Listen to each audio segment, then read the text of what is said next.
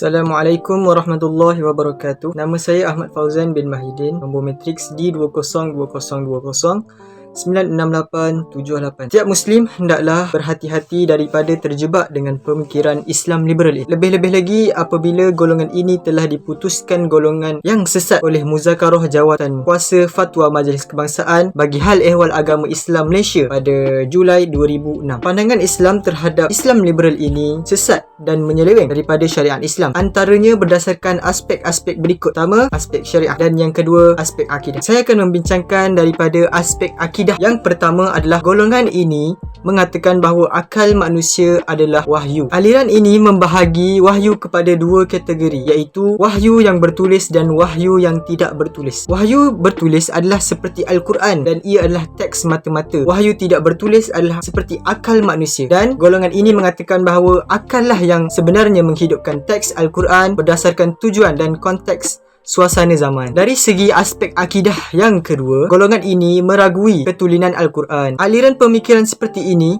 mereka mendakwa bahawa Al-Quran dicampuri dengan budaya Arab kerana orang Arab menjadi pemilik bahasa itu. Tambahan pula, mereka mengatakan bahawa Nabi Muhammad SAW yang menjadi pembawa risalah juga terdiri daripada bangsa Arab. Jadi mereka menyatakan bahawa kesahihan risalah tersebut tidak ada lagi, kerana sebenarnya yang ada hanyalah mesej budaya Arab. Daripada aspek syariah pula, yang pertama, golongan ini mempersoalkan metodologi pentafsiran Al-Quran dan Al-Hadis. Golongan ini mempersoalkan cara atau metodologi pentafsiran Al-Quran dengan slogan membuka dan membebaskan tafsiran Al-Quran. Aliran pemikiran ini menggunakan pendekatan takwilan sendiri terhadap beberapa ajaran Al-Quran yang jauh berbeza dengan pegangan ahli sunnah wal jamaah. Contohnya, mereka mendakwa syurga dan neraka tidak wujud, melainkan kesan psikologi kegembiraan dan kesedihan manusia. Hari akhirat ditafsirkan sebagai tidak wujud, melainkan satu fasa untuk manusia mencapai satu tingkatan kepada tingkatan yang lebih matang dan sempurna. Dari segi aspek syariah yang kedua, golongan ini mempertikaikan kriteria dan akhlak kenabian. Aliran pemikiran ini secara sinis mengkritik sifat nubuwah yang dimiliki oleh Rasulullah sallallahu alaihi wasallam dengan mengatakan ia tidak lain hanyalah sebagai kemampuan kepimpinan seorang manusia ke atas manusia yang lain. Justru mereka mengatakan bahawa sesiapa sahaja pun boleh mempunyai sifat nubuwah untuk memimpin manusia ke arah ciri-ciri yang baik. Malah mukjizat seperti peristiwa Isra' dan Mi'raj dianggap sebagai bahan cerita yang sengaja diperbesarkan oleh pengikut baginda yang ta'assub, sedangkan ia hanyalah sekadar mimpi yang tidak terjadi di alam realiti. Jadi golongan ini adalah golongan yang sesat dengan pemikiran Islam liberal ini. Sebagai seorang Muslim, ia menjadi kewajipan setiap Muslim untuk sentiasa cermat dan berhati-hati daripada terjerat dengan pemikiran Islam liberal seperti ini. Sekian, terima kasih.